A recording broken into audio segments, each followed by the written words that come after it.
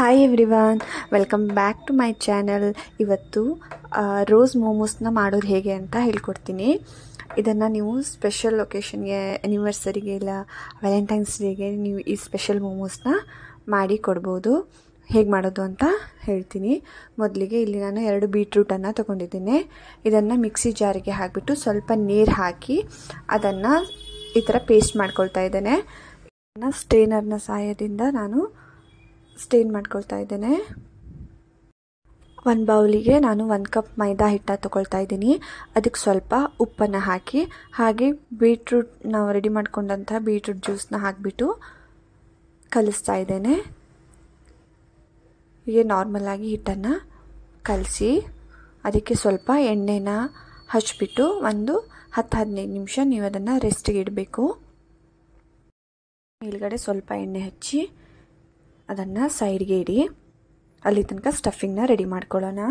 ಇಲ್ಲಿ beans, capsicum, broccoli, carrot, corn ತೊಗೊಳ್ತಾ ಇದ್ದೇನೆ. ಹಾಗೆ ಸ್ವಲ್ಪ ಈರುಳ್ಳಿನ ತೊಗೊಳ್ತಾ ಇದ್ದೇನೆ.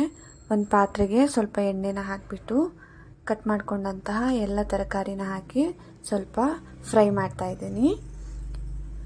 ಇದಕ್ಕೆ ಸ್ವಲ್ಪ ಈರುಳ್ಳಿ ಸೊಪ್ಪನ್ನು ಹಾಕ್ತಾ ಇದ್ದೇನೆ. ಹಾಗೆ ಸ್ವಲ್ಪ ಶುಂಠಿ ಬೆಳ್ಳುಳ್ಳಿ ಪೇಸ್ಟನ್ನು ಹಾಕಿ ಫ್ರೈ ಮಾಡ್ತಾ ಇದ್ದೇನೆ. ಇದಕ್ಕೆ ಸ್ವಲ್ಪ ಸೋಯಾ ಸಾಸ್ ಹಾಕ್ತಾ ಇದ್ದೀನಿ. ಹಾಗೆ ಸ್ವಲ್ಪ ವೈಟ್ ವಿನೆಗರ್ನ ಹಾಕ್ತಾ ಇದ್ದೇನೆ. ಸ್ವಲ್ಪ ಉಪ್ಪನ್ನು ಹಾಕ್ತಾ ಇದ್ದೀನಿ.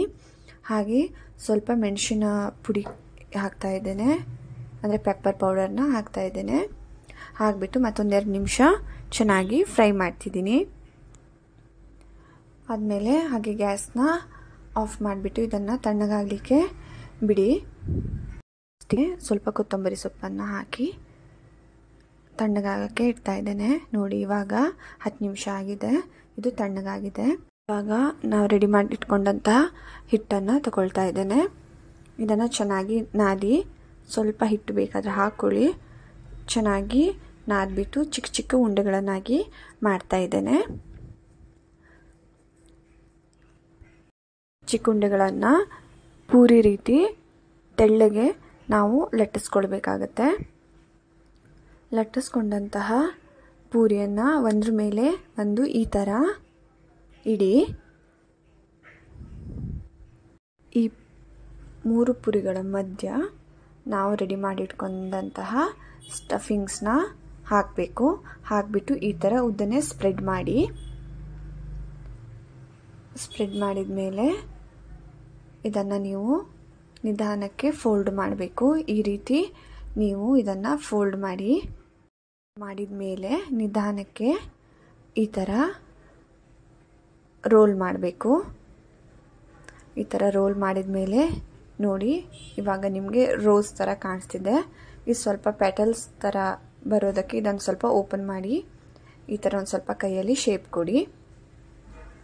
ಇವಾಗ ಇದನ್ನು ಸ್ಟೀಮ್ ಮಾಡಲಿಕ್ಕೆ ಇಡಬೇಕು.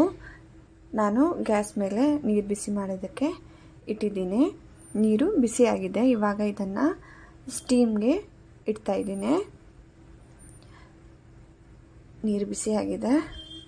ಇಲ್ಲಿ ನಂಗೆ ಸ್ವಲ್ಪ ಹೈಟ್ ಸಾಕಾಗ್ತಿಲ್ಲ, ಅದಕ್ಕೆ ಇನ್ನೊಂದು ಎಕ್ಸ್ಟ್ರಾ ಪಾತ್ರೆನ ಇಟ್ಟಿದ್ದೀನಿ. ನೀವು ನಾರ್ಮಲ್ ಇಡ್ಲಿ ಪಾತ್ರೆಯಲ್ಲೂ ಸಹ ಸ್ಟೀಮ್ ಮಾಡಬಹುದು. ಇದನ್ನು ಸ್ವಲ್ಪ ದೂರ ಇಡಿ. ಅದು ಸ್ವಲ್ಪ ಸ್ಟೀಮ್ ಆದಮೇಲೆ ಇನ್ನೂ ಸ್ವಲ್ಪ ದೊಡ್ಡದಾಗುತ್ತೆ. ಸೊ ಅದರಿಂದ ಸ್ವಲ್ಪ ದೂರನೇ ಇಟ್ಟು ಒಂದು 15 ನಿಮಿಷ ಇದನ್ನು ಸ್ಟೀಮ್ ಮಾಡಿ. ಇವಾಗ 15 ನಿಮಿಷ ಆಗಿದೆ. ನೋಡಿ, ತುಂಬ ಕಲರ್ಫುಲ್ಲಾದ ರೋಸ್ ಮೋಮೋಸ್ ರೆಡಿಯಾಗಿದೆ. ನೀವು ಸಹ ಇದನ್ನು ಒಂದ್ಸಲ ಖಂಡಿತ ಟ್ರೈ ಮಾಡಿ. ತುಂಬ ಟೇಸ್ಟಿಯಾಗಿ ಇರುತ್ತೆ. Thank you for watching. ಧನ್ಯವಾದಗಳು. Please subscribe to my channel.